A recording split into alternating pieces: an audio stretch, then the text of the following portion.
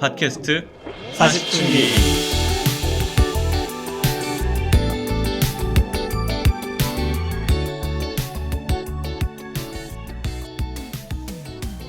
사촌님들 안녕하세요. 팟캐스트 40중기에 오신 것을 환영합니다. 환영합니다. 브라보. 어서 오세요. 와우. 브라보. 근데 인사할 때 왜 이렇게 양들은 왜 이렇게 착하게 얘기해요? 착한 분이시니까요. 착하게 얘기한다고? 뭐 어떻게 얘기해야 되나요? 제가 목소리가 안녕하세요 사촌님들 안녕하세요 이렇게 얘기해요. 평상시랑 목소리가 좀 다른 것 같아. 사촌님들한테 친절하게 얘기해야 되는 거 아닙니까? 제가 뭐 어떻게 지금 약간 목소리 달라 지금. 이런 식으로 그래? 해주세요. 자신을 이런 식으로 속이지 해요? 말고. 네.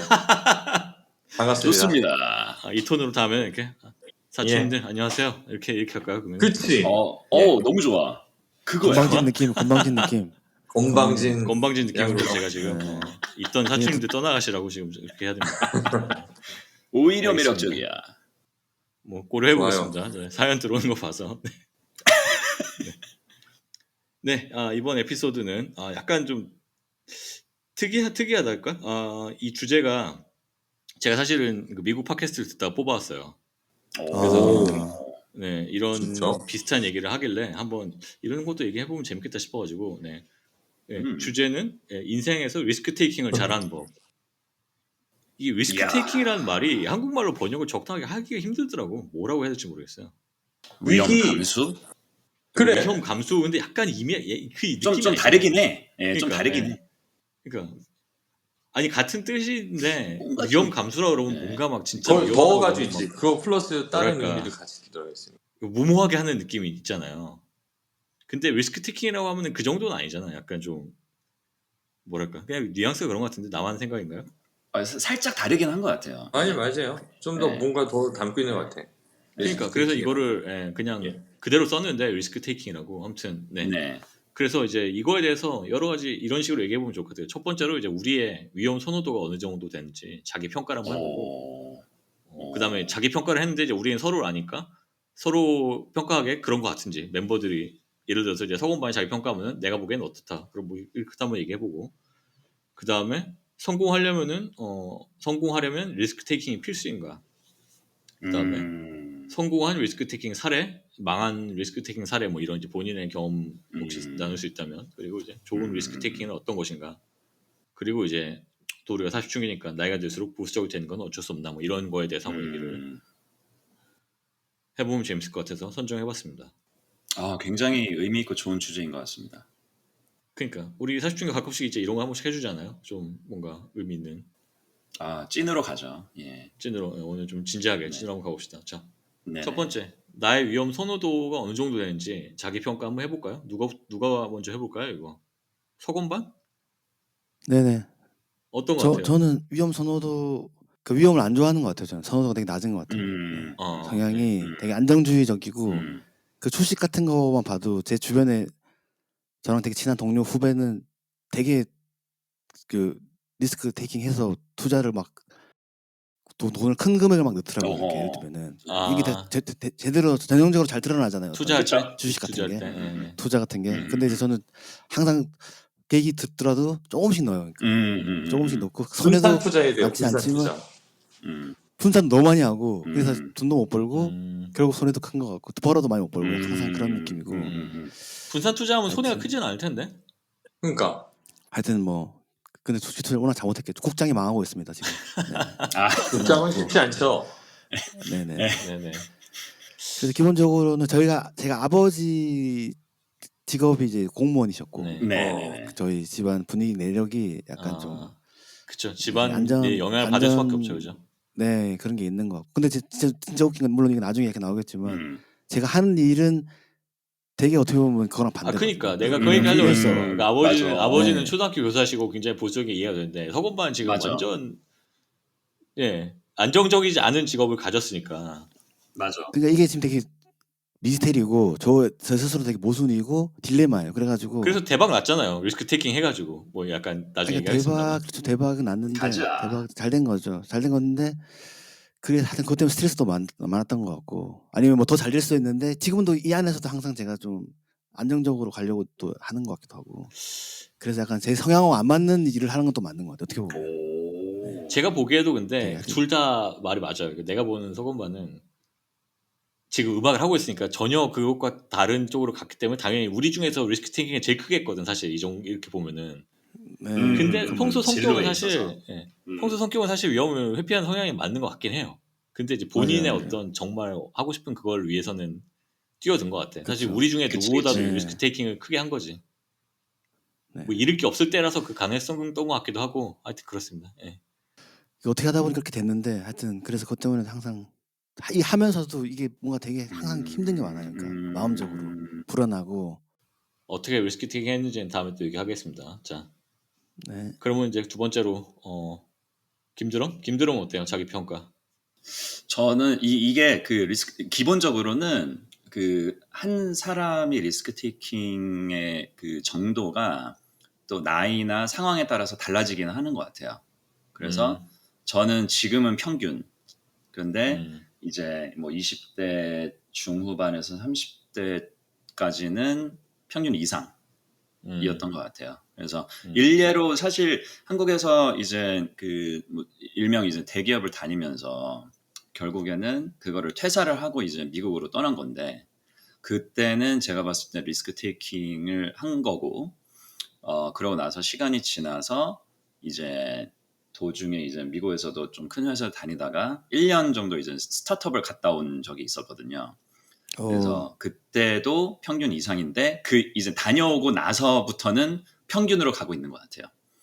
그게 이제 나이도 있고 뭐 이제 그 뭐 가족에 대해서 생각하고 저의 어떤 신체적인 아니면 뭐 지능적인 여러 가지 능력이라든가 이런 것들이 이제 점점 20, 30대보다는 더 훌륭하지는 않을 수도 있잖아요. 그러니까 여러 면에서 전체가 그렇다는 건 아니지만 그래서 현실적으로 그렇죠. 네. 예, 그래서 뭐 그게 이제 보수적으로 되는 거 어쩔 수 없을까 마지막 그 주제랑도 약간은 결부되긴 하지만 평균이었던 적도 있고 평균 이상이었던 적도 있다라고 생각을 합니다. 스테이지에 따라 달랐다. 예. 네, 그거는 뭐 우리 아마 다 공감하지 그쵸, 않을까요? 그쵸. 나이가 뭐 네네. 나중에 또 얘기하겠지만은 당연히 이제 맞아요. 가족이 생기고 네. 나이가 들고 이러면은 위험 선호가 줄어들 수밖에 없는 것 같아. 그건 뭐 그쵸. 예, 맞아요. 맞아요. 근데 제가 보기에도 김드럼은 위험 선호도가 그러니까 리스크 테이킹은 평균 이상이었던 것 같아요. 젊었을 땐 최소한. 어때요? 서건말 그런 것 보기에도 같아요. 그런 것 맞아요. 같아요. 네. 그런 것 같아요. 그러니까 김드럼의 인생을 제가 저번에 팟캐스트 하면서 좀 봤는데 네. 그러니까 일단 지금 말하는 거 봐도 저랑 진짜 성향이 많이 다르고 영화도 다르지만 영화는 뭐 완전 완전 다르죠. 미국적이라고 그래. 되게 자기 그러니까 확실히 큰 회사를 다녀서 그런지 되게 자기 분석이 자기 객관화가 강하고 좋고 그러면서 그걸 딱 수량화 시켜가지고 자기 스스로를 평가하는 게 되게 뭐라 그럴까 되게 좋은 회사 다니는 사람 딱 느낌이 나면서 아주 좋습니다. 제가 전혀 안 가지고 있는 모습 저랑 반대되는 느낌이라고 해야 되나 되게 훌륭한 것 같아요. 하여튼 보니까 아유, 리스크 테이킹도 많이 한 것 같고 그러면서 지금은 또 이럴 때니까 또 이렇게 안정적으로 가고 네, 대단한 것 같습니다. 훌륭한 둘이 사실 뭐 친구입니다, 완전 진짜. 다르긴 하지. 약간 분야도 다르고. 아유, 그러니까 너무 달라가지고 그러니까. 아니 근데 멋있어 하여튼 진짜. 근데 약간 너무, 우리 너무 좋은 중에 말씀. 네네. 사실은 우리 중에 제일 김드럼이 뭐라 그럴까 전략적으로 사고를 잘하는 거. 그치 내 얘기가 제 예, 얘기였어요. 네. 이런 게 사실 리스크 테이킹이라는 것은 생각을 하고 전략을 짜놓고 해야 되는 것들인데 저 같은 경우는 사실 굉장히 안정성을 추구하면서도 나름 좀 가끔씩 과감함이 있어요. 근데 그 과감함이 전략이 없는 과감함이에요. 저는 그냥 부드럽게 딱히 잘 뭘 생각 들었다 지금. 네, 좋습니다. 뭔가 좀 갑자기 좀 귀찮은 뭔가 좀 이제 지겨운데 뭔가 바꾸고 싶은데 할 때 저는 약간 전략 없이 약간 기분에 따라서 이렇게 흔들릴 때가 많은데 김드럼 같은 경우는 자세히는 모르지만 약간 그런 느낌 이미지가 있어요. 약간 뭔가 저 친구는 전략을 갖고 행동했을 것 같고 저기 뭔가 의미가 있을 것 같다는 생각이 들어가지고 그 부분에 되게 그러면 담고 조금 더 싶고 즉흥적인가요 그러면? 그죠 좀 더 즉흥적인데 그렇다고 즉흥적이기보다는 제가 봤을 때 기분 내키는 대로 같이 그렇지 그 얘기가 아니, 그건 화를 너무 못 참고 막말하니 네네네. 어쨌든 근데 전략적으로 접근하는 것보다는 좀 더 뭐랄까 막 속에서 막 확 올라오는 막 이런 걸 따라가고 막 이런 느낌인가? 맞아요. 그게 사실 제 장점이자 단점이죠. 근데 그럼 어쨌든 본인은 위험 선호도가 평균 이상인 것 같아요? 근데 저 주식 투자를 봐도 물론 주식보다는 ETF 투자를 하고 있지만 네. 근데 거기에서 위험 선호도가 상당히 높은 편이라서 아직 근데 나이가 사실은 저희가 이렇게 채권이나 뭐 이렇게 많이 넣지는 않잖아요. 다들 그렇기 때문에 위험 선호도가 높은 편이죠. 저도 생각보다. 사실 위험 그 리스크 테이킹을 좀 잘하네 그래도. 그러네요. 아니야. 근데 생각해 보면은 위험 선호도가 높은 거지 리스크 테이킹은 잘 못해 또. 리스크 케어를 못하는 거지. 금융 투자는 약간 다릅니다. 제가 금융 투자 전에 그쵸. 전 금융 투자 업계자로서 애널리스트. 그치. 이게 내가 돈이 많으면 누구나 보수적으로 투자할 수밖에 없고 젊었을 맞네. 때 그리고 큰 돈으로 투자를 하지 않으면은 어차피 그걸 해가지고 내가 5% 맞네. 4% 5% 나봤자 아무 의미가 없기 때문에 과감하게 투자를 하는 게 그치. 합리적인 거예요, 당연히. 근데 이제 내가 막 몇십억씩 투자를 하고 이러면은 한 2%만 나도 괜찮으니까 이제 뭐 그런 그쵸. 당연히 보수적으로 갈 수밖에 없고 그거에 따라서 차이가 생기는 거고. 근데 어쨌든 그건 그거고 이제 인생으로만 보면은 본인 자체 성향으로 보면은 송기타는 뭐 어떻게 중간 이상이라고 그런 건가? 어떻게 그렇죠. 정확하게- 중간 이상으로 생각할 수 있을 것 같아요. 어때요? 서건만 보기에 송기타 중간 이상인 것 같아요? 송기타. 근데 송기타는 어쨌든 우리 중에 제일 먼저 대기업에 아주 훌륭한 대기업에 취업을 했잖아요. 네, 그렇죠. 그래서 그리고 나서부터는 제가 봤을 때 성향이 그러니까 어떻게 보면 잘 안 맞는 건데 약간 왜냐하면 리스크 테이킹을 좋아하는 성향인데 그 안에서는 뭐 할 게 별로 없으니까. 근데 평소 때 성격을 보면 약간 그런 거는 있는 것 같아요. 왜냐하면 하다가 이제 약간 자기 울분을 못 참고 약간 또 성격이 약간 불같을 때가 있어요. 울분이라 그러면 뭐가 됩니까 지금? 울분이 맞나요, 제가? 인간한테 울분이 있잖아요. 그치, 그래서 그치. 그거를 가끔씩 지를 때가 있는 것 같아요. 옛날부터. 맞아. 있고 우리 다 있잖아, 근데. 그리고 뭐 결혼 생활도 제일 먼저 또 시작했고 그렇죠. 그런 것도 어떻게 보면 되게 예. 물론 뭐 그걸 제가 노리고 그러니까 한마디로 아까 맞는 게 김드럼처럼 전략적이진 않아. 그러니까 인생 자체가. 예. 그건 맞아요. 네. 그래서 제가 받은 지금 느낌은 사실 송기타가 되게 보수적이라고 정모형으로 생각했는데. 살고 있는 것 같습니다. 그래서 제가 자기 업으로 살고 있는 것 같습니다. 정모형으로. 네. 죄송합니다. 더 심하게 말하고 싶은데. 예. 네. 제가 봤을 때 송기타는 좀 보수적인 편이라고 생각하는데, 그러니까 당연히 가끔씩 막 이렇게 지르고 싶은 그게 욕구가 있긴 있는데, 살아온 인생은 굉장히 보수적으로 아까 뭐 얘기했던 일찍 결혼하고 뭐 그러니까 결혼이 뭐 그런 거에 그런 인디케이터는 아니지만 그 취직도 제일 먼저 하고 결혼도 일찍 하고 빨리빨리 안정적인 걸 찾아가는 그런 느낌이었거든요. 맞는 것 같아요. 저도 송기타 전문가로 생각해 보니까 네. 이 리스크 테이킹하고 되게 관련된 스토리 중에 하나 뭐가 있어야 되냐면 자기 과정 환경도 되게 중요한 것 같아요. 왜냐하면 송기타가 또 이 중에서 제가 봤을 때 약간 또 역경을 뚫고 한 게 있거든요. 자수성가형 스타일입니다. 그렇죠. 부모님 지원을 많이 받지 못했어요.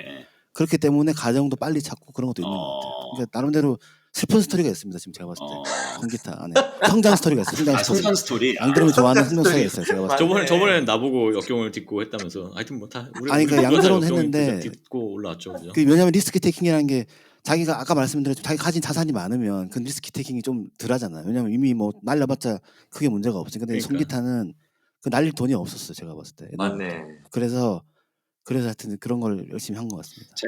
제가 보는 쉽지는 않았죠. 예. 제가 보는 송기타는 두 가지 면을 다 갖고 계신 것 같고 일단 그 행보를 봤을 때는 지금 앞에 두 분 말씀해 주신 것처럼 이제 뭐 가정을 가장 먼저 그리고 굉장히 안정적인 회사에서 이렇게 잘 가고 계시는 그 모습만 봤을 때는 굉장히 이제 좀 안정을 중요시하는 모습이 있고 그 외에 이제 생활 속에서 아니면 직장 생활 뭐 개인 생활 속에서 그때그때 뭔가 리스크 테이킹 하고자 하는 의지는 또 동시에 또 있으신 것 같고 그래서 이 큰 틀에서 봤을 때와 그리고 이렇게 데일리로 봤을 때는 또 이제 두 가지 모습을 다 갖고 계시지 않나 그런 생각이 좀 드네요. 그렇습니다. 저는 그런 사람입니다. 송기타가 리스크 테이킹을 지금도 엄청 하고 싶을 때가 있을 텐데 네. 아마 지금 메인 게 많아가지고 못 하고 있어가지고 마음에 지금 울분이 많을 겁니다. 그렇죠. 울분. 정확합니다. 네. 울분 계속 정확하죠? 나옵니다. 네. 역시 전문가네. 네. 송기타 가끔씩 전문가. 엄청 또 송기타 전문가 역시. 네. 다른 길로 가고 싶을 때가 있을 텐데 좀 못하기 때문에 지금 그거를 힘들 것 같아요. 제가 봤을 때. 그래서 스트레스가 많이 그렇게- 받는 거예요. 스트레스를. 그래서 몸이 안 좋아지는 거죠. 또 너무 또 또 딥한 몸 얘기하니까 상태로 가네요. 또 부담스럽네요. 이제. 네. 네. 알겠습니다. 파이팅. 저는 약간 리스크 평균보다 한국 평균보다는 높다고 생각을 하는데, 근데 솔직히 제가 제 자신 생각할 때는 전 리스크 테이킹을 많이 하는 스타일은 아니에요. 그러니까 보이게 그렇게 보일 거라고 생각하는데, 맞아요. 그렇게 보여요. 근데 그렇게 제가 제 보이는데. 스스로 생각하는 저는 리스크 테이킹 많이 하는 편이 아니고, 그러니까 그게 경제학적으로 얘기하면 이제 리스크 러버라는 거는 예를 들어 그런 게 있잖아요. 그러니까 이제 확률이 내가 그러니까 무조건 50원을 받는다. 그 다음에 50%의 확률로 빵원을 받거나 100원을 받는다. 그러면 기대값이 똑같잖아요. 근데 네. 리스크를 좋아하는 사람은 그 후자를 선택한단 말이야. 근데 저는 절대 그런 그치. 스타일은 아니에요. 음. 그러니까 리스크를 생각을 해서 이제 리스크가 높다고 생각하고 그러니까 그렇진 않아요. 그러니까 그렇진 않은데 내가 리스크를 테이킹할 때는 봤을 때 생각보다 리스크가 크지 않다. 이게 남들이 보는 것보다. 정말로 잃어도 잃을 게 많지 않다라고 주관적으로 볼 때 이제 그렇게 하는 거라서 저는 그렇게 생각하는데 어떻습니까 보기에는? 전략을 나누더라도 아까 김드럼처럼 전략적이라는 거죠. 리스크 테이킹을 하더라도. 네, 그런 것 같아요. 양드럼도. 네. 완전 무모하지는 않으니까. 그러니까 완전히 무모하지는 하게는 못해요 저는. 네. 천성적으로. 네. 제 주관적으로 그러니까 주관적으로 봤을 때 리스크가 생각보다 크지 않다고 생각할 때 하는 거예요 저는. 근데 아까 제가 잠깐 말씀드렸지만 그런 것도 큰 것 같아요. 양드럼이 비유적으로 금융에서 자산이 많은 사람들한테랑 없는 사람들이 다르듯이 이게 우리 다 어떤 삶의 가정 환경이 다 다르기 때문에 그치. 양드럼은 제가 봤을 때 집안이 그렇고 제가 봤을 때 나쁜 편이 아니고 그래서 어릴 때부터 약간 성향이 좀 도전적인 게 있었던 것 같아요. 우리 중에서는. 맞아요. 왜냐하면 이제 둥지가 그래도 괜찮은 편이고 제가 봤을 때 물론 이제 아버님과 사이가 엄청 좋지는 않았는데 제가 봤을 때 그래도 그런 얘기까지는. 다 깝니까? 아니 그래도 아니 근데 갈까요? 그렇게 얘기하기 시작하면 근데 우리가 그렇게 내가 좋은 상황은 아니에요 솔직히. 내가 생각하기에는 내가 외아들이기 때문에 외아들이 아니었으면은 내가 어렸을 때 그런 생각 한 번도 안 해봤는데 지금 내가 이제 부모가 돼봤잖아. 부모 돼가니까 그죠. 자식이 하나 있으면은 다 해줄 수가 있어. 자식이 많아지면은 이거를 이제 쪼개야 돼요. 왜냐면은 버는 거는 한정적이니까. 그쵸. 맞아요. 그러니까 나의 경우는 집이 둥지가 좋았다기보다는 어쨌든 내가 나밖에 없었기 때문에 좀 더 거기서 혜택을 본 게 아닌가 이런 생각이 들긴 들어요. 네. 아니 그것도 그렇고 아버님 그러니까 원래 집안 자체가 사업을 하는 집안이잖아요, 맞죠? 그러니까 아버지가 사업을 하셨죠. 그러니까 그것도 영향이 분명히 있는 것 같아요. 그러니까 그 서범한 아버지 이제 교직에 계셨고 우리 아버지는 사업을 하셨어요. 우리는 완전히 그냥 지금 큰 누나도 공무원 하고 있고 조카도 공무원이고 다 지금 안정적인 걸 되게 중요시하는 그런 환경인 것 같아요. 저 같은 경우는. 네네. 아무튼 가정 환경이 영향이 있죠 분명히. 네, 도전에 대해서 별로 그걸 도전을 즐기지 않아.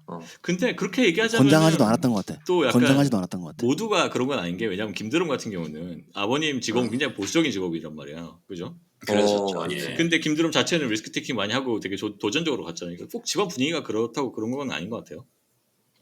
네, 저는 어머니 쪽 피가 좀 더 있는 것 같습니다. 그런 면에서. 그렇구나. 어머니 닮아서. 근데 가정 환경이 확실히 중요해요. 제가 보기에는 양드럼은 기준점이 달라요. 출발점이. 자기가 생각하는 리스크 테이킹에 이 정도는 괜찮다. 그러니까 이 정도는 도전할 부분 만하다의 초기 세팅 자체가 달라. 다른 사람들이랑. 저도 동의해요. 그거에 대해서. 예. 그래서 어떻게 다른 거지? 좀 더 높죠. 그래요? 저도 그거에 대해서 굉장히 동의합니다. 예.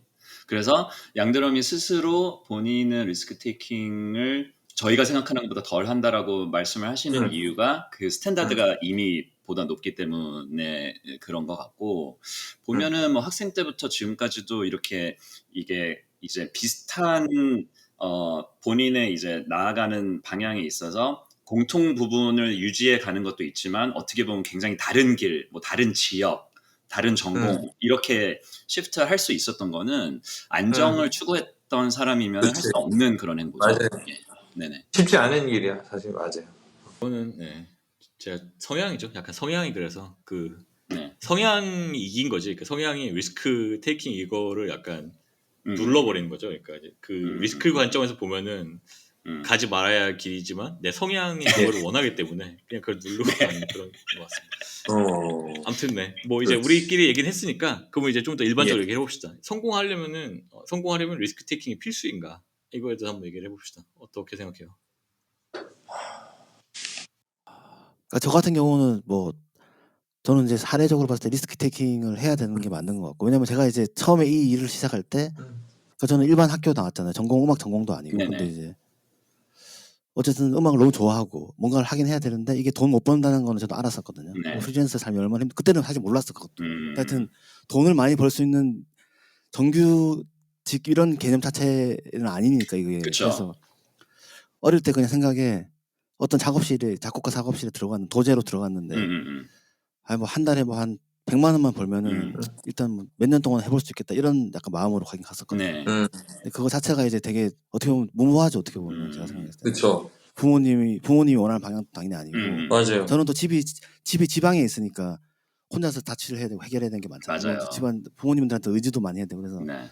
그 부분이 되게 힘들었는데, 근데 하여튼 리스크 테이킹적으로 봤을 때 저는 그냥 개념 없이 한 건데 지금은 어쨌든 자리 잡고 하고 있으니까. 그러니까. 그리고 제가 하고 싶은 일을 하고 있는 거잖아요 지금. 그래서 이제 제가 다른 일을 안 해봤지만 그 부분에서는 되게 이제 좋은 거죠. 그러니까 성공한 거죠. 그렇죠. 성공하려면 리스크 테이킹이 필수이다. 약간 그런 맞네. 쪽이네요. 네네. 네. 근데 그거 안 했으면 제가 생각해보면은 뭐 하고 있었겠어요. 네. 서건반도 그렇고 김드럼, 양드럼 다 원래는 이제 초반에 처음에 가졌던 잡이랑 지금 다른 것들을 아니구나. 서건반은 아니구나. 서건반은 이렇게 리스크 테이킹을 한 거고 김드럼, 양드럼도 다른 직업을 갖다가 이렇게 과감하게 확 바꾼 거잖아요. 직업을. 근데 그렇게 따지면 저는 리스크 테이킹이 아닌 게 저는 다른 직업을 가져본 적이, 예를 들면 제가 삼성을 다니다가 갑자기 그건 관두고 아니야. 음악을 근데 했으면 그거 자체가 리스크 난 리스크 테이킹을 테이킹을 안 하는 그러니까 것 내가 같아요. 보기에는 아니야. 그러니까 그거에 대해서 얘기하면 근데 난 내가 보기엔 서건반이 리스크 테이킹 크게 했다고 생각하지 않아. 왜냐면 맞아. 학생 아니, 때 아니, 했기 그 때문에 양들은 말이 맞아. 학생 때 뭔가 네. 잃을 것도 없고 그냥 해봤는데 맞아. 4학년 다 넘고 막 이래서 한 것도 아니고 그냥 젊은 나이에 아직 학교라는 어떤 그 둥지에 있을 때 그냥 해봤는데 잘 된 거야 그게. 그래서 잘 된 거지. 아니 내가 본격적으로 시작은 4학년 이제 내가 군대 갔다 오고 나서 나도 학점 관리를 했거든요. 왜냐면 취업도 해야 되고. 그러니까. 그다음에 이제 라디오 PD 시험 준비했잖아요. 나름대로. 물론 열심히 안 했지만. 근데 이제 그러다가 4학년 딱 끝날 때 그때 시작했어. 정확하게. 어떤 작업실 들어갔는데, 근데 뭐 양드럼 말이 어떻게 보면 반 이상 맞는 말인 것 같아요. 리스크 테이킹을 되게 많이 한 것 같지는 않고. 근데 그 당시에 관두고 딴 걸 했으면, 취업 준비를 했으면 이제 아예 다른 인생이 펼쳐졌겠죠. 아무래도. 그렇죠. 근데 거기에 몰빵을 하긴 했어. 밤새 거기 이제 작업실에 나가서 밤을 새고 막 일을 했었거든요. 그 당시에. 그거를 몇 년 동안 한 거예요. 그렇게 자리 잡기까지 얼마나 걸렸어요? 그거를 한 3년 한 것 같아요. 3년 했으면 이건 리스크 테이킹이라고 볼 수 있지 않을까? 그치. 근데 워낙 좋아했어가지고. 맞아요. 이거는 어떤 네. 그 리스크 테이킹을 보통 할 때는 투자 대비 어떤 그 기대치가 있는데 제가 봤을 때 서건반의 그 당시의 마음은 어떤 그런 계산적인 것보다 본인의 맞아.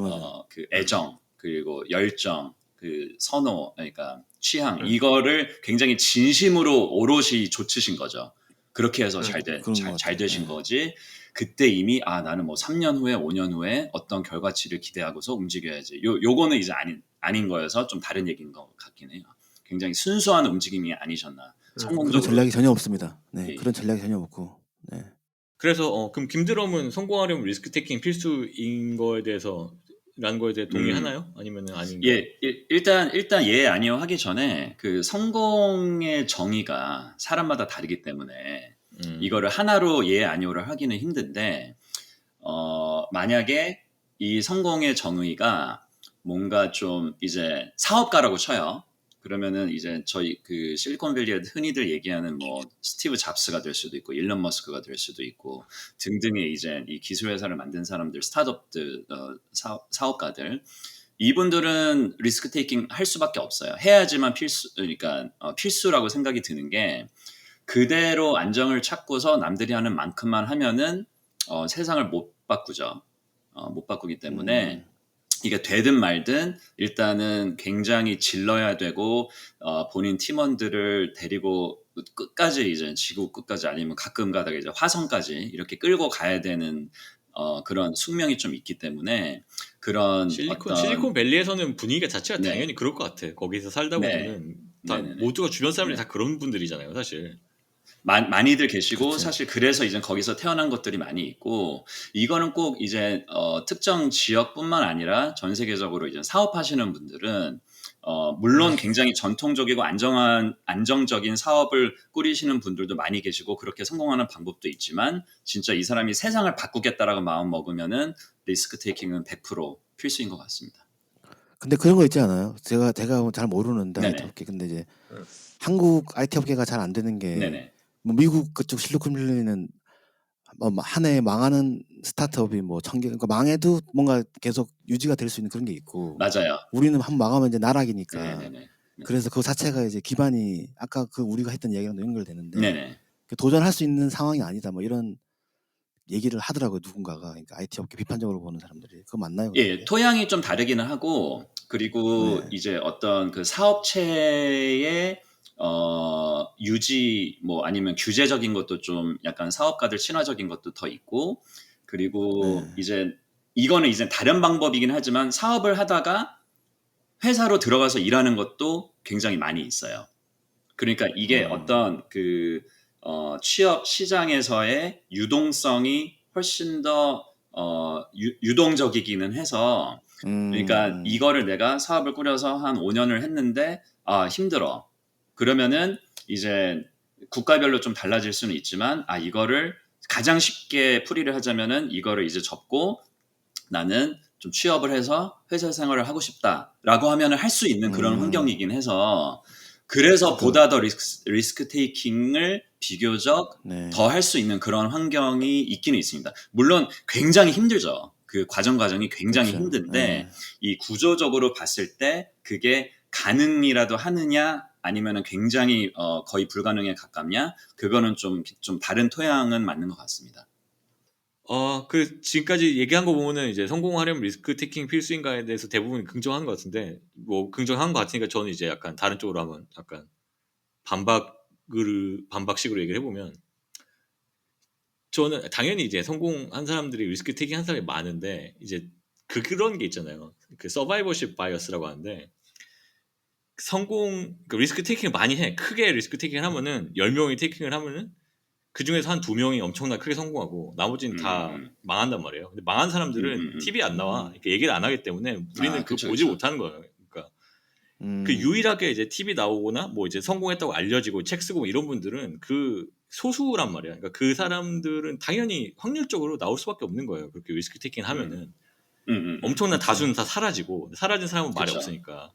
그래서 그 사람들 남아있는 성공한 사람들이 리스크 테이킹 해야지 이렇게 성공합니다 하니까 우리가 그렇게 보이는 건데 실제로는 망한 사람 더 많다. 그리고 리스크 테이킹을 적게 하면서 안정적으로 간 사람들은 다 살아있잖아. 살아남잖아. 네. 그러니까 성공하려면 리스크 테이킹 필수인가 이건 굉장히 위험한 생각이라고 생각해요 저는. 그러니까 아까 김드롬이 말한 것처럼 성공의 기준이 네. 되게 중요한 것 같아요. 네. 진짜. 네. 그렇죠. 그렇죠. 대박이 나려면은 해야 되겠지. 일론 머스크가 그렇죠. 되려면은 뭐 네네네. 네, 네, 할 수밖에 맞아요. 없겠죠, 그죠? 네. 안정적으로 그러니까 아예 막 너무 대박 뭐 세상을 바꾸는 게 아닌 이상 그러니까. 그것도 성공도 이게 이제 이게 레인지가 있을 거 아니에요. 그래서 충분히 뭐 이거를 그렇죠. 무조건 필수다 예 아니오가 힘든 게 그런 부분인 것 같습니다. 각자 기준이 다르기 때문에 기대치가. 그러니까 내가 생각하는 그런 건 성공은 있는 이 것 같아요. 정도구나. 그러니까 그 뭐지 좀 그 진짜 안정적으로 유지된 상태에서 진짜 안정만 추구하는 거는 별로인 것 같긴 해. 그러니까 다음만 봤을 때 예를 들면 삼성전자 같은 게 요즘 우리나라에서 또 그게 화제거든요. 네네네. 쟤네가 삼성이 이제 예전 같지 않죠. 그런 걸 너무 안 하고 네. 너무 안정적으로만 가가지고 네네. 지금 뭐 위기가 왔다 이런 얘기. 네. 왜냐면 이제 또 그러니까 아무것도 없을 때 도전하는 건 또 다른 개념인 것 같고 그렇죠, 지금은 그렇죠. 이제 제가 말씀드리는 건 되게 안정적으로 엄청 많은데 자산도 많고 뭔가 가진 게 많은데 그걸 너무 안정적으로 운영하면 그건 되게 바보짓인 것 같긴 해요. 혁신을 계속하지 않으면은 정체되고 뭐. 네. 그게 사실 한국에서뿐만 아니라 한국에서 이제 그 위기로는 저도 익히 듣고 보고 알고 있는데 실리콘밸리 회사 중에 애플도 그런 시선에서 지금 자유롭지 못하고 있어요. 그러니까 예전부터 그랬잖아요. 그러니까 약간 스티브 잡스 예. 이후에 팀 쿡은 약간 관리의 예. 팀 쿡이라고 그러나? 그래가지고 이제 약간 예, 예전 그쵸, 같지 그쵸, 예. 않았다고 그러고. 근데 네. 그런 거 치고는 너무 오랫동안 잘 하고 있지 않아요? 근데 맞아요. 그래서 이게 이제 아예 예전에는 신제품을 내면은 이제 사람들 와우 막 이랬었는데 이제 더 이상 그런 게 없어지고 뭐 없죠. 새로운 제품군을 개발을 그러니까 활발하게 못 하고 있고 그래서 지금 사실은 팀쿡으로 바뀐 지가 2011년도부터였으니까 13년이 지났는데 주가는 굉장히 잘 가고 있어요. 그러니까 그만큼 어떤 회사의 가치를 유지하고 성장시키는 건 굉장히 잘하고 있는데 이게 이제 혁신의 아이콘의 회사들 중에 하나 대표주자로서 그동안 이제 어떻게 왔으며 앞으로 어떨 것인가에 대해서는 그렇게 긍정적이지만은 않거든요, 전망이. 그래서 그러니까 그런 게 별론 것 같아요. 제가 음. 봤을 때는. 그러니까 케이팝만 봤을 때 네. 케이팝의 원동력 중에 하나가 저는 이제 네. 음악계 종사자니까 음. 원래는 뭐였냐면 제가 생각했을 때는 3사, YG, SM, JYP가 끊임없이 경쟁을 해서 나름대로 자기들끼리 리스트 테이킹 물론 그것도 좀 과점이기 때문에 좀 다를 그쵸. 수도 있는데 네네. 근데 어느 순간 이제 하이브라는 존재가 나타나고 네. 약간 이제 독점적인 느낌이 돼가지고 그러고 나서부터는 음악계 발전이 저는 없어질 거라고 생각하거든요. 근데 이제 예를 들면 뭐 여기 송 PD도 계신 방송계도 네. 사실상 독과점 상태였잖아요. 원래 우리나라는. 과점 근데 이제 상태였죠. 뭐 넷플릭스라든지 네, 그런 게 들어오니까 이제야 이제 막 뒤늦겠는데 이제 그런 상태로 그냥 자기들끼리 안정적으로 아무것도 리스크 테이킹 안 하고 잘 갈 수 있게 만들어 놓는 그 시스템 자체가 별로일 것 같아요. 그러니까 이게 고인물이 된 상태면 그러면 항상 이렇게 위기가 오는 것 같은 느낌. 근데 그거를 약간 끊임없이 좀 자기 스스로도 그러니까 개인으로 봤을 때 좀 혁신을 좀 해야 된다고 그래야 되나 뭔가 좀 스스로 뭔가 그런 걸 항상 생각을 하고 있어야 될 것 같은 느낌. 네. 맞습니다. 근데 모르겠어요. 왜냐하면 일반 직장인들 분들은 또 뭐 그 안에서 뭐 경쟁이 있겠지만 저 같은 경우는 이제 늘 이제 그 생을 안 하고 살 수가 없는 상황이라서. 그럼요. 네. 끊임없이 일반 직장인들도 끊임없이 리스크 테이킹 하고 있어요. 사실 하루하루가. 그죠? 예, 맞아요. 하루하루. 제가 너무 일반 직장인들을 제가 너무 무시한 거 죄송합니다. 일반 직장인 지금 무시했다고? 아무것도 모르면서 엄청나게 지금 대부분의 대다수를 차지하는 일반 직장인들 지금 서건방에 무시했습니다. 전혀 몰랐어가지고. 근데 그럴 수 있는 상황이 아니지 않나 이런 거지. 그러니까 일반 직장인도 왜냐하면 계속 이렇게 일반 직장인도 사실 할 게 없지 않아요? 가만히 멈춰 있을 수가 없어요. 왜냐면 계속해서 뭐 자기의 그걸 해야 되나요? 승진도 해야 되고. 뭐 그런 것도 그렇고 계속 뭐 내 부서가 뭐 언제 어떻게 될지도 모르고 뭐 그러기 때문에 항상 다 바뀔 수 있다는 가능성에 열려 있어야 되고. 그러니까. 새로운 스킬도 만들어야 되고죠. 근데 이제 그렇게 따지면 우리나라 이제 그 회사 선호도가 공무원이란 게 이제 대표적으로 리스크 테이킹이 없는 직업인데 그거가 엄청 선호도가 높아서 한국이 공무원이 되고 싶은 사람이 제일 많은 나라라서 좀 이제 바뀌었잖아. 이제 바뀌었잖아요. 근데 바뀌었잖아요 갑자기. 근데 이제 그게 그런 것들 자체가 성향 자체가 약간 좀 뭐라 그럴까 좀 앞뒤가 안 맞지 않나요? 뭐 결론이 너무 공무원 같은 거를 너무 좋아했으니까 우리나라 그렇죠. 그동안 지금도 좋아하는 게 많은 것 같고 지금 근데 이제 급여 차이가 너무 많이 나가지고 그래서 인기가 떨어진 걸로 알고 있는데 근데 이제 우리 나이쯤 되면은 리스크 테이킹이 좀 뭐라 그러지? 안 하고 싶지 않아요 이제 좀. 그걸로 넘어갑시다. 넘어갑시다. 어차피 이제 그 얘기 나왔으니까 그치. 나이가 들수록 보수적이 되는 건 어쩔 수 없나. 어쩔 수 없지. 예. 이제 뭐 피곤한 거야 약간 지치고 계속해서 그런 상황에 나를 던져야 되나? 슬슬 그런 생각이 드네요. 나는 피곤하고 지치는 건 아닌 것 같아. 그러니까 당연히 그럴 때가 있지만 그거보다는 아까 김드럼 얘기한 것처럼 이제 내가 몸이 무겁잖아. 그러니까 나 혼자의 결정도 아니고 이 엮인 사람들이 많고. 그치. 그리고 이제 나도 이제 어느 정도 지위가 올라와 있으니까 내가 막 젊었을 때는 정말 아무거나 뭐 어떻게 되든 간에 망해도 상관없다 이런 자세지만 지금은 내가 망하면 잃는 게 너무 많기 때문에 그렇죠. 그게 점점 쉽지 않아지는 것 같아요. 어쩔 수 없이. 그런 것 같습니다. 맞아요. 뭐 한국 회사들에서도 많이들 말씀 나누실 수 있지만 미국 회사들에서도 이제 가끔 가다가 이제 뭐 밥 먹거나 아니면은 뭐 해피아워 같은 거 할 때 가족 뭐 애가 뭐 몇 살이냐 이런 거 물어봐요. 그냥 캐주얼하게. 그러면은 뭐 이제 고등학생이다 그러면 뭐 몇 년 안 남았네. 아니면은 뭐 이제 2살이에요. 그러면 뭐 한 20년 열심히 일해야 되겠네.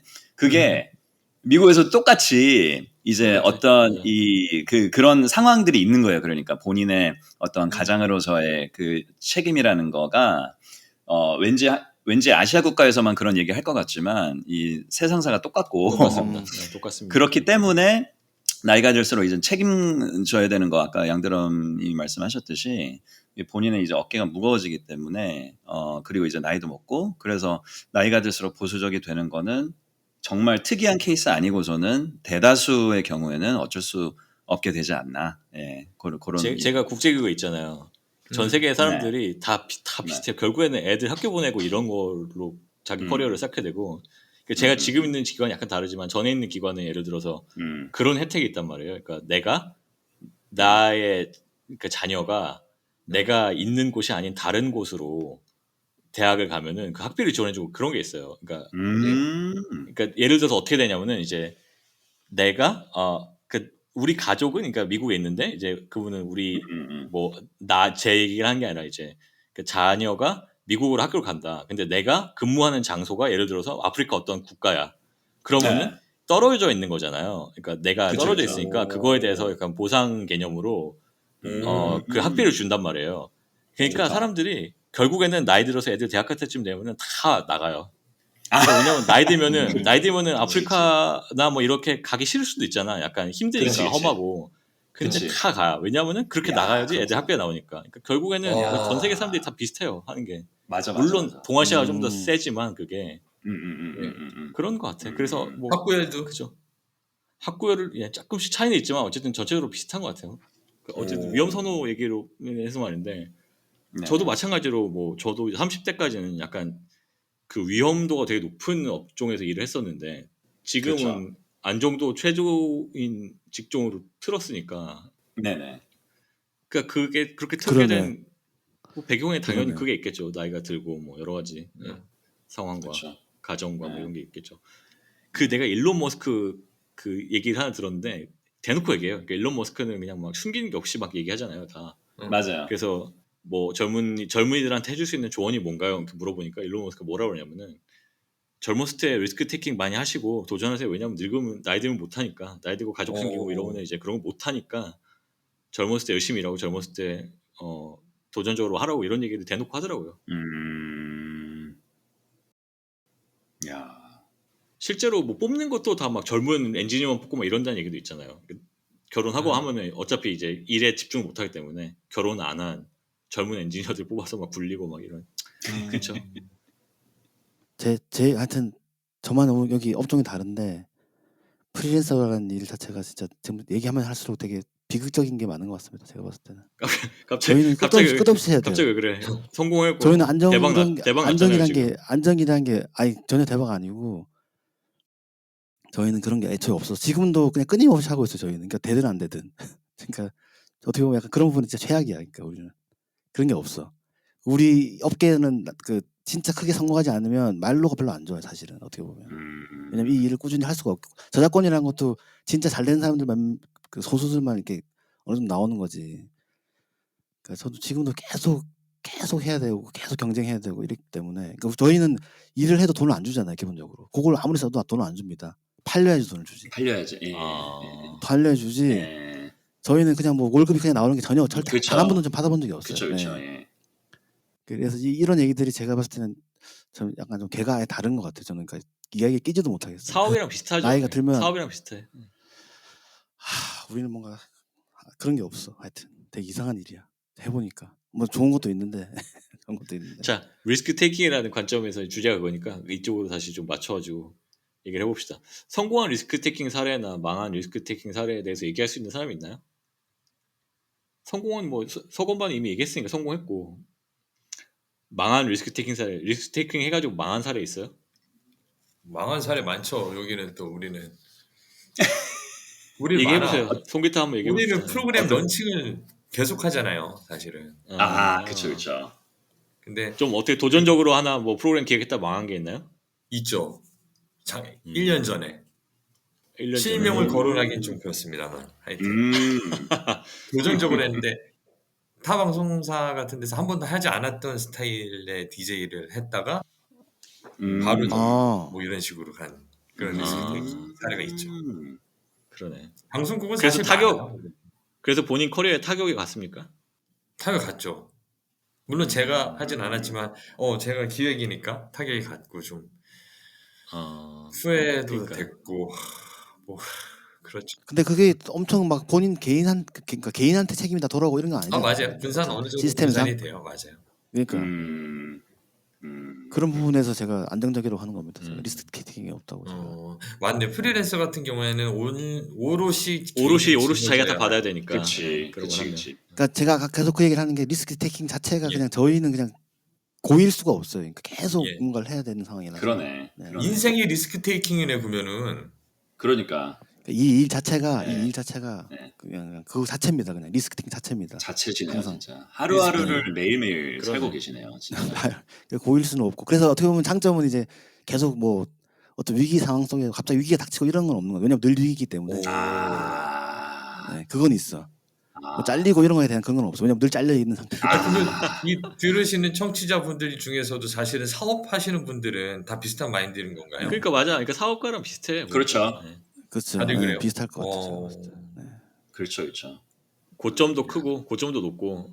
근데 사업이란 것도 근데 제가 봤을 때 안정화되는 부분도 있지 않나요? 근데 저희는 물론 저작권이 이제 엄청 대박이 나는 경우는 있는데 하나 대박 났다고 해서 그 다음 노래가 또 대박 난다는 보장도 팔린다는 보장도 없거든요, 사실 저희는. 그래가지고 그게 좀 애매한 것 같아요. 약간의 어쨌든 연예인하고 비슷한 거잖아요. 그러니까 그렇지. 대박이 날 때는 막 정말 최고로 높이 막 날아갈 수도 있고 막 그 높낮이가 그치. 큰데 그 보장이 안 되니까 잘 될 때 많이 벌어놔야 되고 약간 이런 게 그렇게 되면은 히트곡이 생기면 이제 돈이 계속 나오는다는 건 있지. 그게 약간 어떻게 보면 안전장치. 그거는 그거보다 훨씬 낫네. 그래도 네. 하긴 뭐 근데 연예인들도 어쨌든 저작권 받을 수 있으니까. 하여튼 네, 그런 것 같습니다. 저도 리스크 테이킹 했다가 망했다고 뭐 하기는 모르겠지만 하여튼 안 좋은 사례가 있어요. 그러니까 당연히 리스크 테이킹 저는 아까 뭐 당연히 생각을 많이 한다고 그러잖아요. 얘기했잖아요. 그러니까 나름 그래도 판단을 해보고 리스크가 뉴트럴 해야지 한단 말이에요. 그래서 제가 고민했었는데 어떤 결정을 내릴 때 이게 그 장점은 굉장히 명확했어요. 이 결정을 할 때 장점은 명확하고 바로 드러나. 근데 단점은 불확실성이 있는 거예요. 그러니까 단점은 이게 실현이 될 수도 있고 안 될 수도 있고. 그래서 실현이 되고 안 되고 하는데 이게 실현이 다 되면은 약간 똔똔인 것 같은 느낌? 왜냐면 장점은 정해져 있기 때문에 단점이 이게 모든 게 다 정말 이게 최악으로 다 망하면 단점 다 드러나면은 그래도 제로 베이스겠다. 그래서 내가 그 리스크 테이킹을 했단 말이에요. 네. 왜냐면 이건 불확실하니까 이게 설마 다 실현되겠어라고 생각을 하니까. 네. 근데 테이킹을 했는데 다 실현이 됐어. 그게 모든 요소가 단점의 모든 요소가 다 실현이 됐어. 그래가지고 결국엔 똔똔이 됐습니다. 그래서 뭐 똔똔이 됐으니까 이제 망했다고 볼 수 없지만은 생각했던 것보다는 망했죠. 그런 경험도 저도 있습니다. 저희 근데 생각해보니까 주변에 리스크 테이킹에서 망한 사례 대표적인 사례 하나 있는데 우리 너무 자세하게 얘기하지 맙시다. 너무 개인 진변 얘기하지 말고. 알겠습니다. 그러니까요. 저는 이게 성공과 망함을 결론지어서 말씀드리기는 좀 애매한 부분이긴 한데 잠깐 언급드렸었던 그 미국에서도 이제 한 5년 정도 큰 테크 기업을 다니다가 굉장히 다른 분야의 다른 직무의 스타트업 경험을 1년 한 적이 있었어요. 근데 그때는 지금보다 거의 10년 전이었고 그만큼 이제 나이도 젊었었고 그때 딱 제가 결심한 게 있어요. 이 나이 때 지금 이런 굉장히 각도가 큰 변화와 시도를 해보지 않으면 나는 5년이나 10년 후에 절대 똑같은 결정을 못 할 것이다 라고 이제 스스로 그걸 정립을 해서 이제 그 회사를 나오고 스타트업에 조인을 해서 1년을 보냈어요. 그런데 이게 이제 어떤 의지와 사명감 가지고서 조인을 해가지고 한 거였는데 저의 전공 분야도 아니었고 그리고 제가 해본 일도 아니었고 일하는 환경도 굉장히 달랐고 만나는 사람들도 달랐고 팀들도 달랐고 그래서 뭔가 잘 해보려고는 하지만 근원적으로 제가 갖고 있지 않은 어떤 지식이나 스킬 가지고서 막 피치하고 다녀야 되고 이런 거에 대해서 한계가 많이 느껴지더라고요. 왜냐면은 잘하고자 하는 의지는 있는데 실제로 잘하고 싶은 것과 할 수 있는 거는 다른 거잖아요. 그래서 그렇죠. 그 벽을 이제 조금씩 느끼면서 결론적으로는 이제 1년 후에는 다시 원래 분야로 돌아온 케이스인데 저는 그렇게 생각해요. 그때 그 결정을 그러니까 새로운 일을 해보는 거, 스타트업에 들어가는 거는 지금 그때 알고 있었던 거, 그러니까 지금 알고 있었던 그때 알았더라도 저는 똑같은 선택을 했을 것 같고 왜 그러냐면은 이 궁금함이 계속 남아 있었을 것 같아요. 그러면서 맞아요. 그때 할 걸, 그때라도 한번 해볼 걸. 그래서 그런 점에서는 그때 잘 했다라고 생각이 들고 그때 이제 마음적으로 힘든 부분도 되게 많기는 했었지만 그리고 두 번째로는 그래도 이제 네. 아까 말씀드렸던 그 취업 시장의 유동성이 있는 동네여서 내가 다른 도전을 해보고도 자기 분야로 돌아올 수 있는 감사한 그런 그 생태계구나라는 거를 이제 그런 이동들을 하면서 좀 느꼈었거든요. 그래서 이거는 다시 말씀드리지만 어떤 성공이나 망한 거라기보다는 이제 살면서 그런 도전을 할 수 있는 기회들이 좀 있을 텐데 특히나 이제 20, 30대 분들은 그런 것들은 어떤 앞뒤 가리는 것도 너무나도 중요하고 계산을 해보고 전략 세우는 것도 중요하지만 가끔씩은 본인이 마음이 가는 대로 움직이는 기회가 만약에 온다.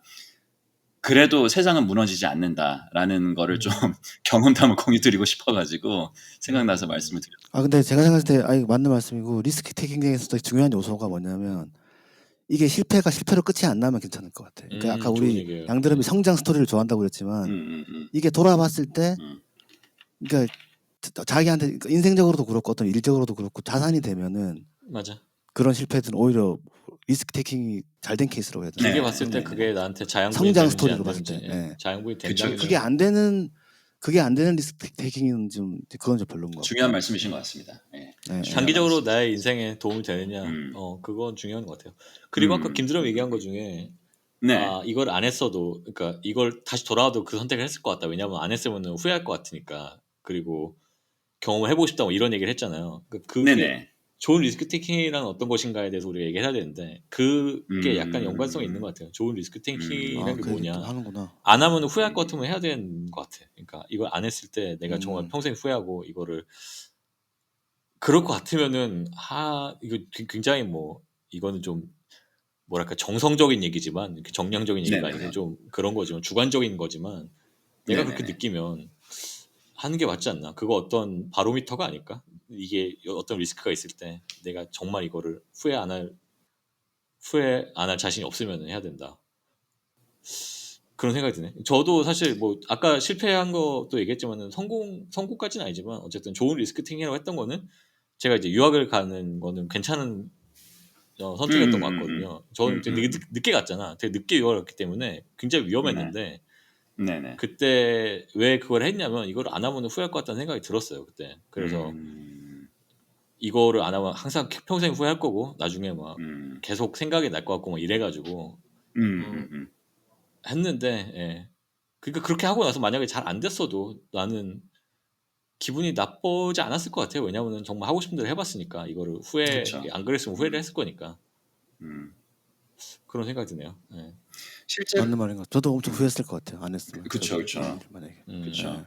실제로 그 아마존 창업주인 제프 베조스가 하는 대표적인 얘기 중에 그 후회 최소화라는 게 있어요. 맞아. 방금 양드럼이 말씀하셨던 거랑 아예 일맥상통하는 얘기인데 본인도 어떤 그 원래 이제 그 월스트리트에서 있었던 금융권에 있던 사람이었는데 헤지펀드였나? 근데 이제 그때 인터넷이 부흥하는 것을 보면서 이거를 안 하면은 나는 계속 후회할 것 같다 해서 이제 창업을 하고 모든 의사결정들과 회사를 키우는 것, 뭐 여러 가지 뭐 개인사 등도 다 이제 그 법칙도 스스로 세운 그 법칙을 잘 유지를 해가지고 많이 이렇게 전진을 했다고 하더라고요. 그래서 후회 최소화. 맞아.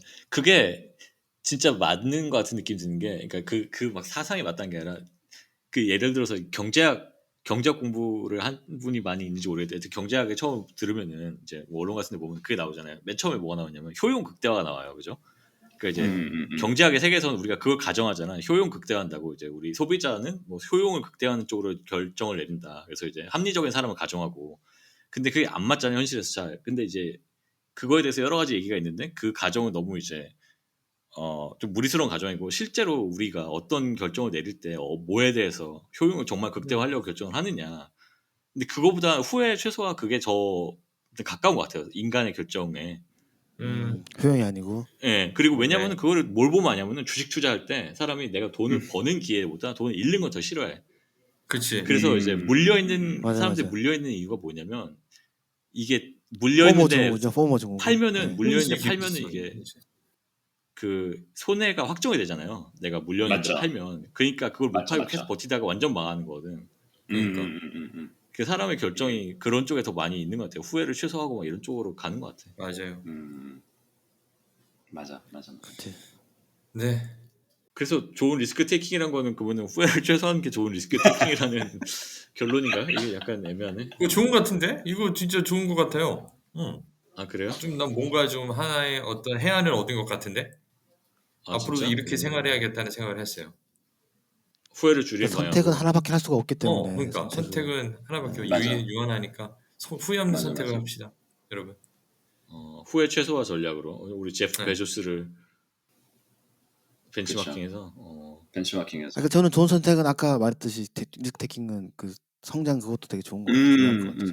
그러니까 저 같은 경우는 저는 이제 댄스 음악을 하는데 이제 크게 두 부류로 장르를 따지자면 이제 댄스가 있고 발라드가 있는데 네. 저 같은 경우는 이제 발라드 쪽이었거든요. 네네네. 근데 이제 음악계가 완전히 댄스 아이돌 케이팝계로 바뀌었잖아요. 맞아요. 근데 저랑 같이 음악 시작했던 분들 중에서 제 주변에 발라드를 하다가 댄스를 이렇게 정량해서 하는 사람들이 물론 저는 댄스 쪽을 지금 많이 하진 않고 있는데 네.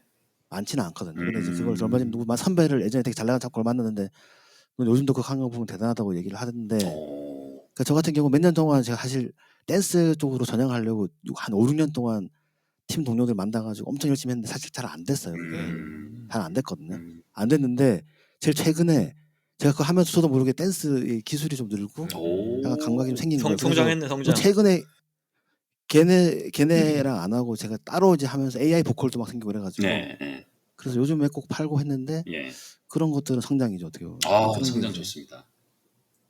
끊임없는 도전. 저희는 안 근데 물론 제가 하고 싶어서 한 게 아니고 안 하면 안 되기 때문에 네. 그게 비극입니다. 네. 쉽지 않네. 네. 좋습니다. 그래도 두 가지 정도 나온 것 같아요. 좋은 리스크 테이킹에는 나의 성장을 하는 방향으로 도움을 주는 그런 리스크는 테이킹하는 게 좋겠다 하고 네네네. 후회하지 않는 선택이라는 그런 확신이 들면은 그거는 좋은 리스크 테이킹이다. 두 가지면 딱 될 것 같은데. 굉장히 나름 와닿고 명료합니다. 예, 아주 좋습니다. 나름 괜찮네요. 훌륭합니다. 네. 상 받아야 되겠다. 좋은 어떤 상을 것 받으면 같아요. 되나요? 예. 노벨 리스크 테이킹상. 좋습니다. 네. 죄송합니다. 일단 개근상부터 가보시죠. 네. 지금 송기타한테 하는 얘기인가요? 개근상부터 하라는 얘기는? 뭐 그걸 꼭 누구를 저격하는 건 아니고요. 예, 그냥 여기요? 가장 힘들어요. 네. 알겠습니다. 고생했습니다. 예, 어쨌든 좋은 결론이 두 가지가 나온 것 같아서 좋습니다. 네, 뿌듯하네요. 이렇게 난상 얘기를 했는데, 네, 깔끔한데 아주. 깔끔하네요. 네. 사치님들 어떻게 들으셨을지 모르겠는데 어쨌든 저희 나름대로는 나름대로 깔끔한 결론 두 가지가 나온 것으로 하고 넘어가도록 하겠습니다. 사치님들도 리스크 테이킹에 대해서 나눌 이야기가 있으시면 저희 팟캐스트 이메일 숫자 40 CHOONGI@gmail.com으로 보내주시고 고민 사연 있으신 분들도 저희 녹음 파일 보내주셔도 되고요. 이메일 보내주셔도 되고 네, 편한 방법으로 다 보내주시면은 저희가 많이 소통하고 좋을 것 같습니다. 자, 그러면은 이제 저희 이번 에피소드는 여기서 마치고 다음 에피소드에서 찾아뵙도록 하겠습니다. 사춘님들 들어주셔서 감사합니다. 감사합니다. 감사합니다.